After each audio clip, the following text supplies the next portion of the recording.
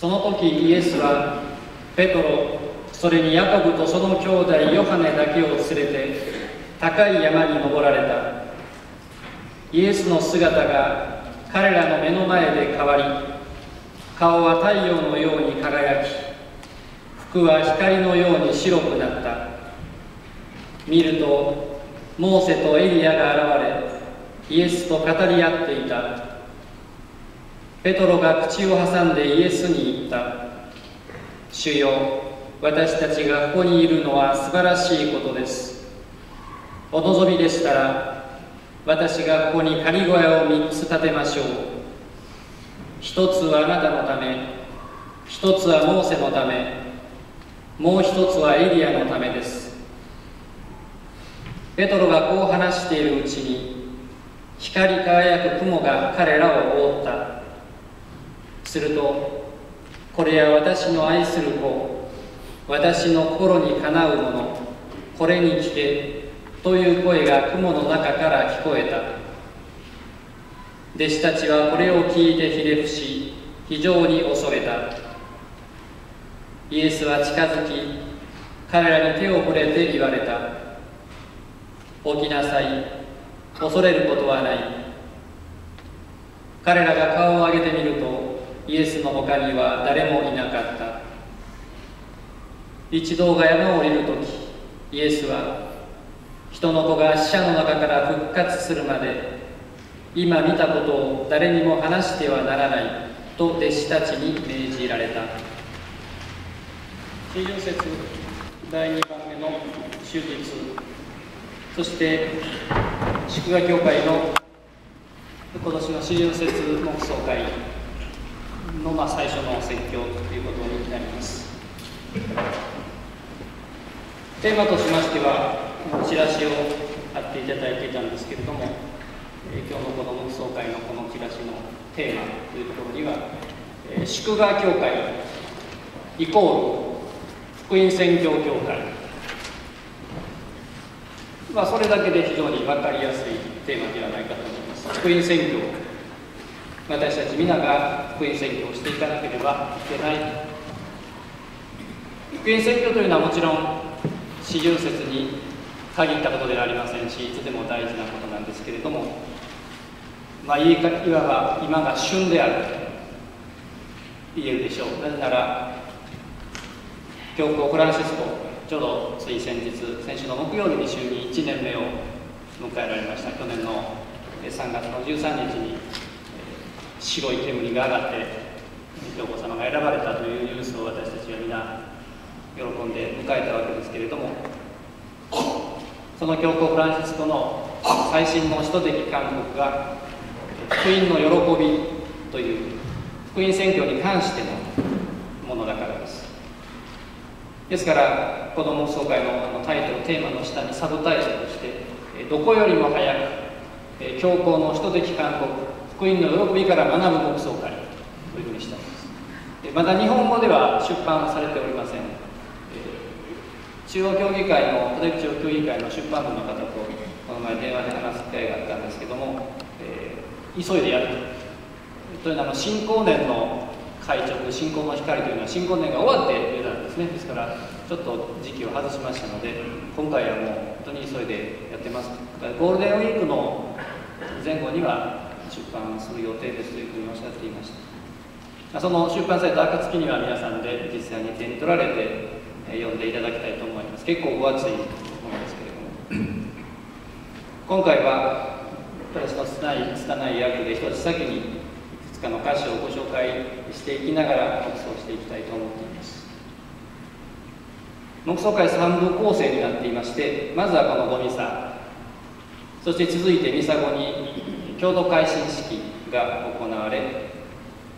お昼休みを挟んで午後から聖体礼拝式が行われます。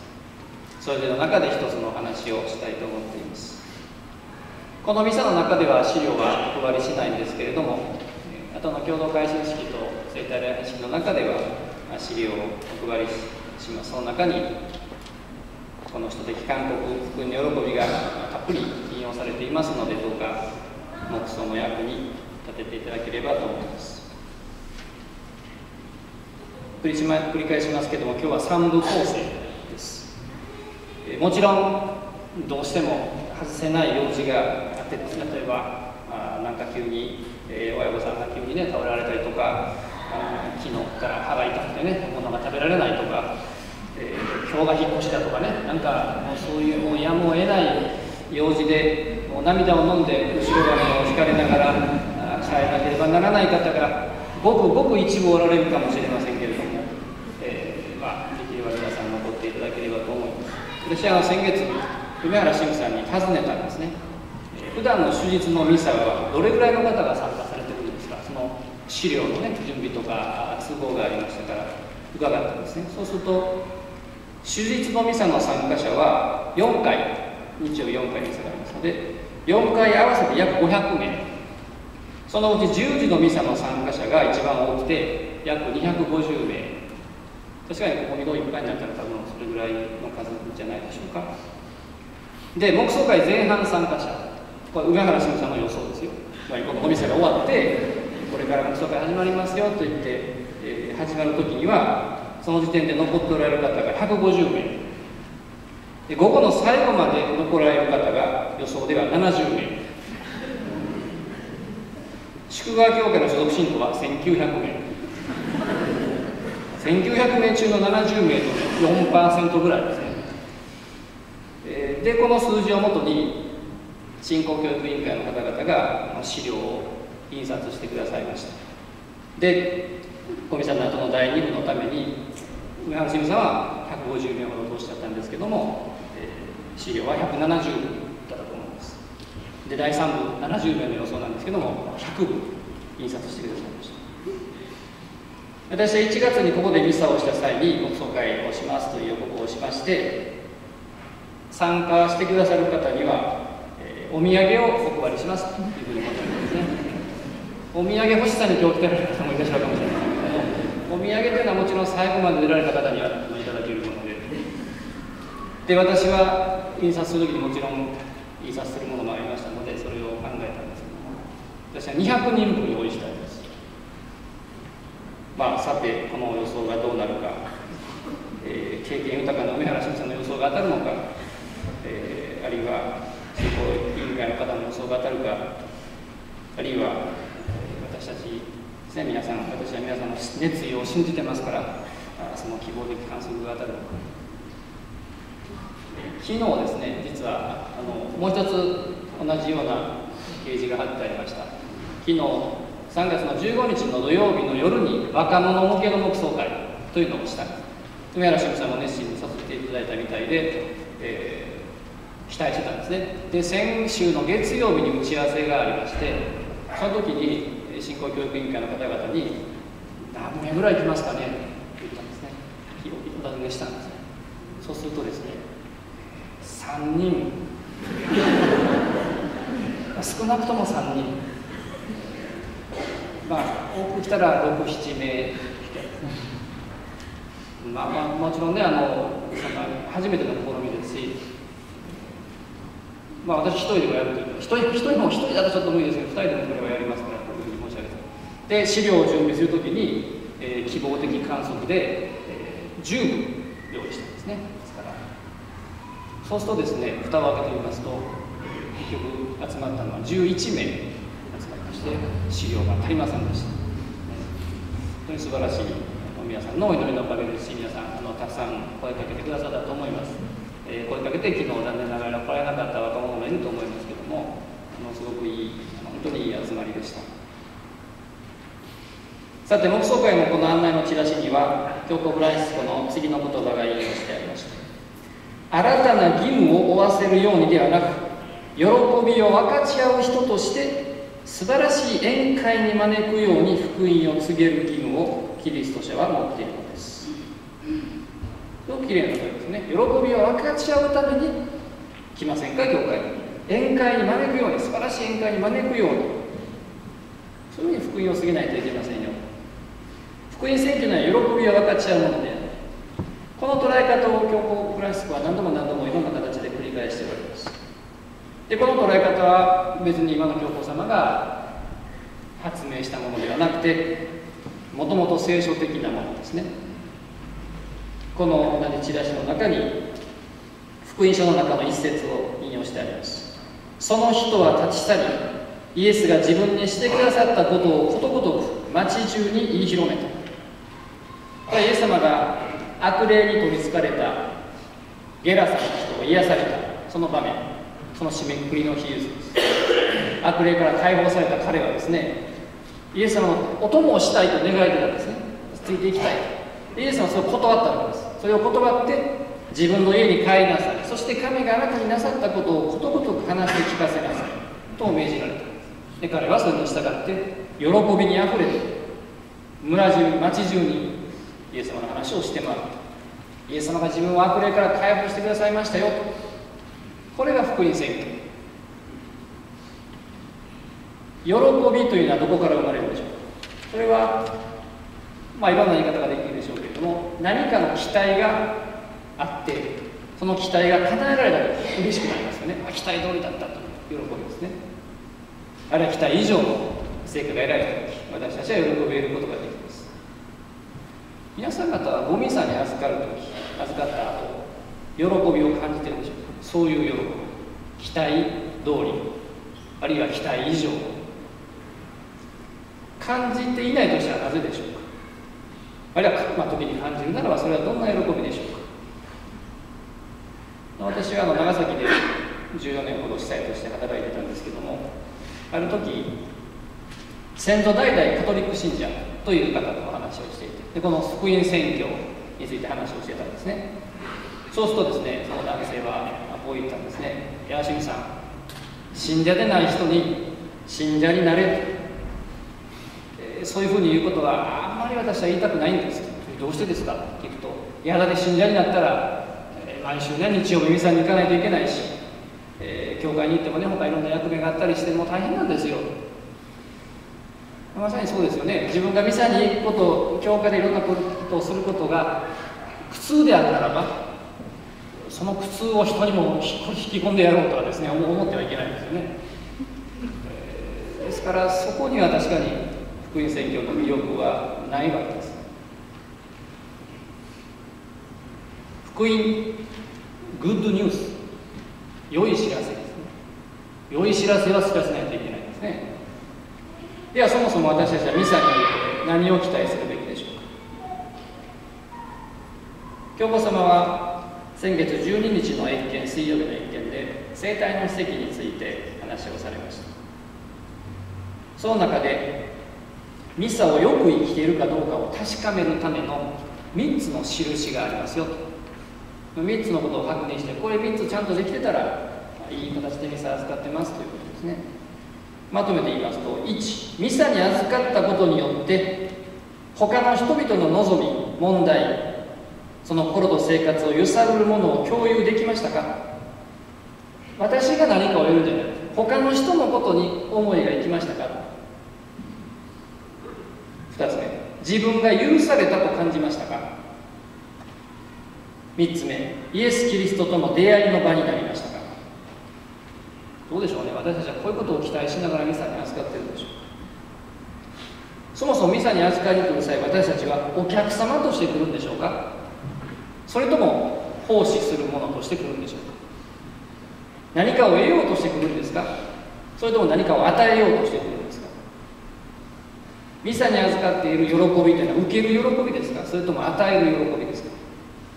イエス様自身は受けるよりは与える方が幸いであると言われました。そっちの方が幸せである、そっちの方が喜びである。じゃあ何を与えようとしてるんですか。単に気持ち、ね、こうあったらいいなというそういう気持ちだけでしょうか、それとも具体的なもの、具体的なものは数えられるものですよね。時間であったり、言葉、いくつかの言葉をかけることであったり、ある時には献金のようなお金であったりかもしれません。そういう具体的なものを与えようと思って私たちが来ているならば、期待通り、あるいは期待以上、今日はもっとたくさん期待、思ってたよりもっと与えることができた、そういう喜びを感じられるかもしれない。2点目、自分が許されたと感じますか。許されたと感じる大前提は、自分が許されるべき存在であると思っていることですね。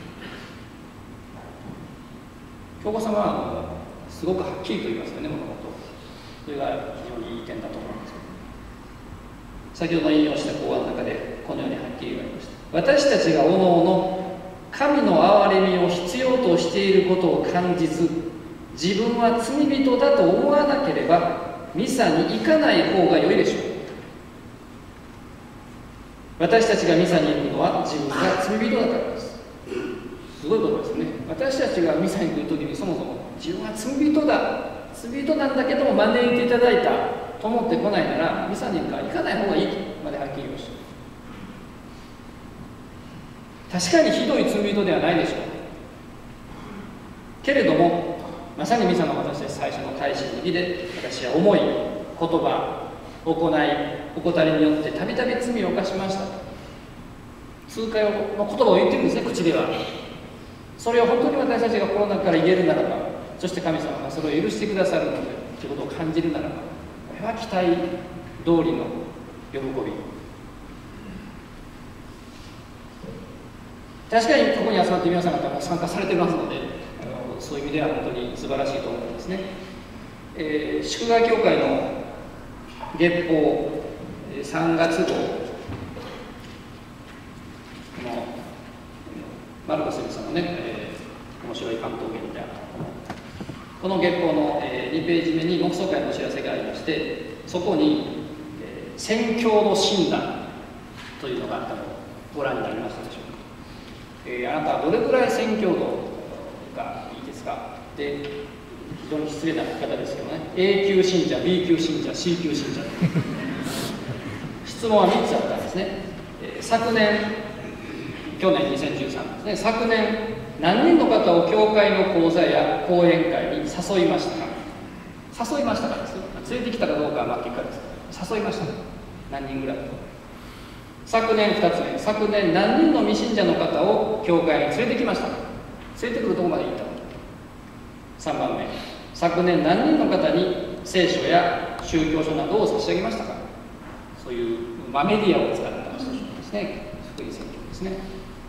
でこの1から3の合計が0から10人であれば正しい級信者、13から36で A 級信者、36以上であれば A 級信者でしょう。もちろんこの数字は絶対的な数字でも何でもありません。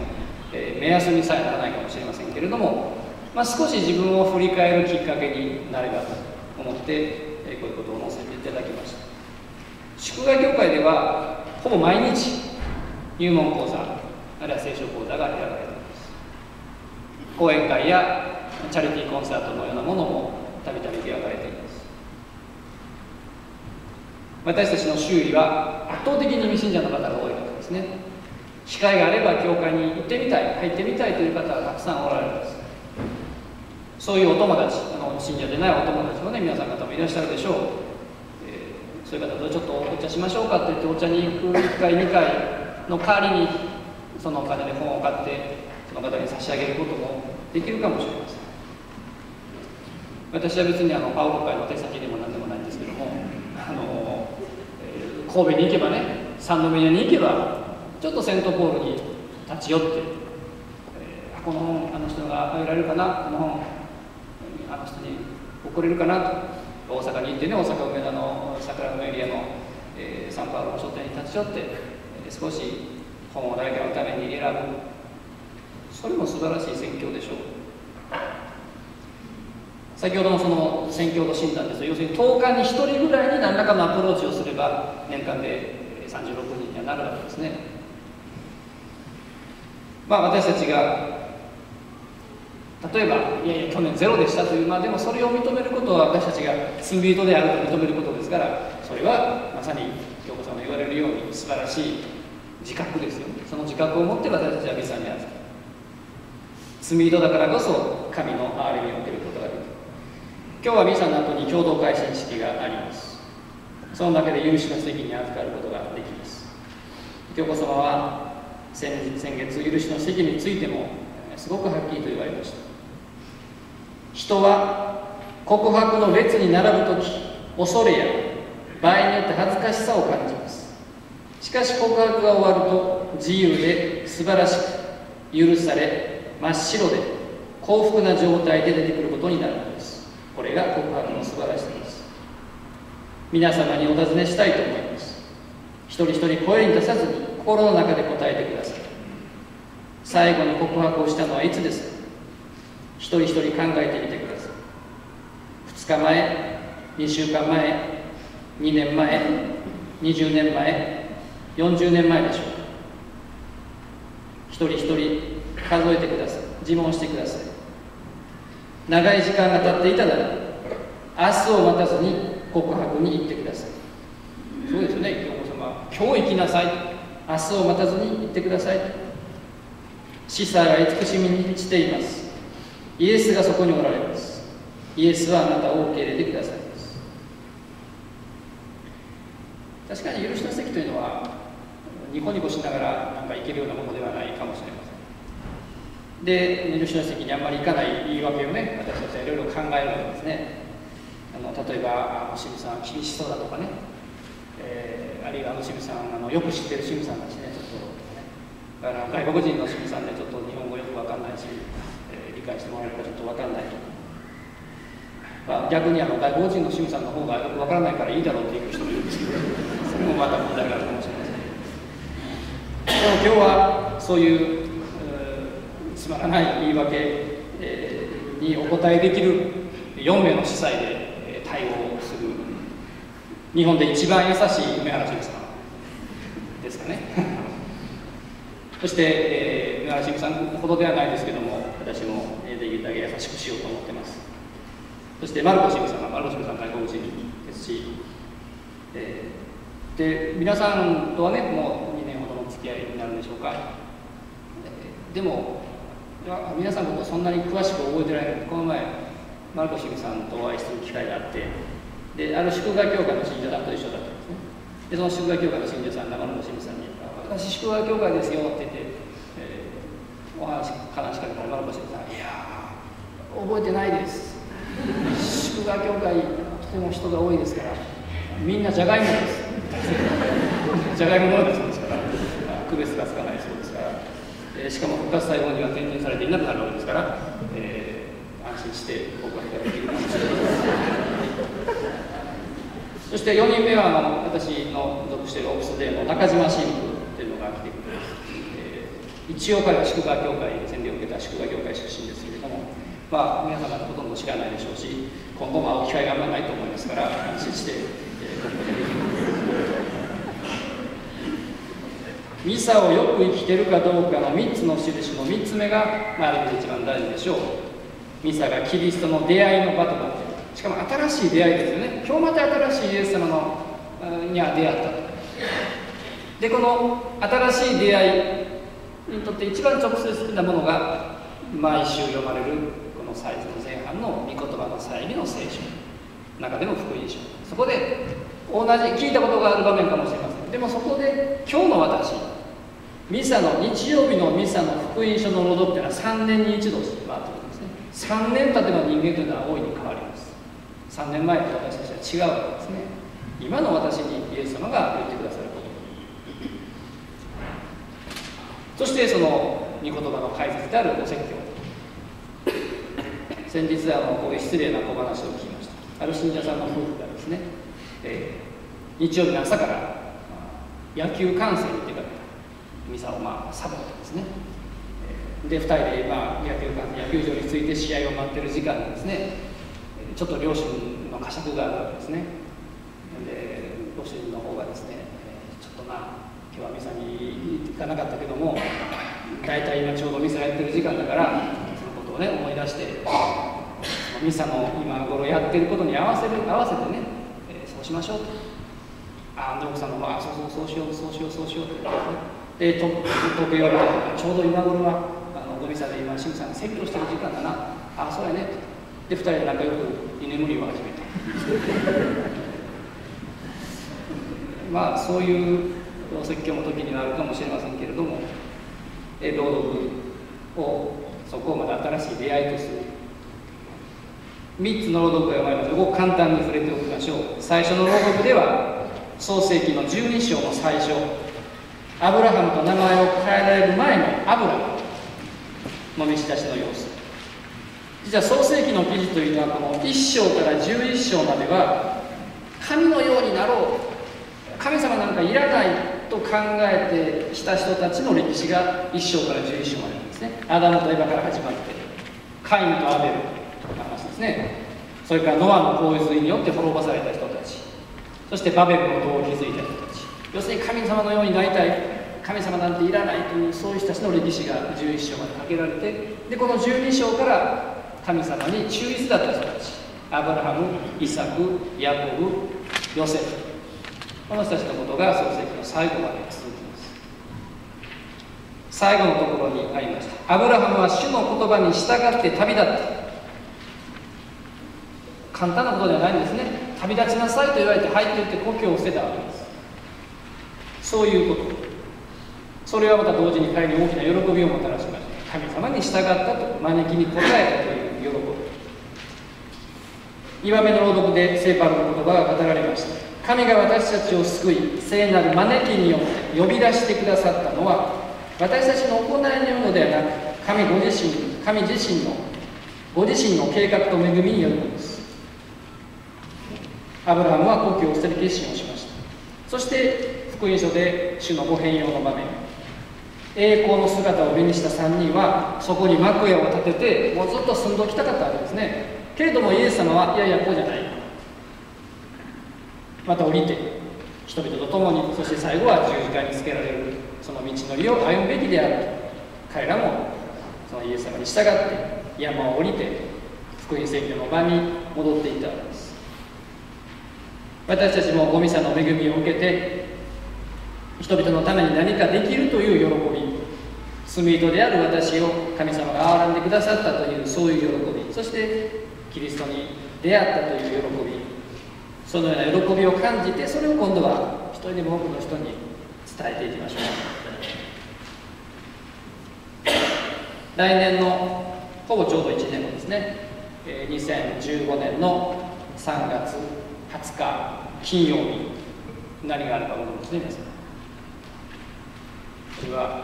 梅原慎さんの司祭除会50年緊縮、ちょうど1年後になります。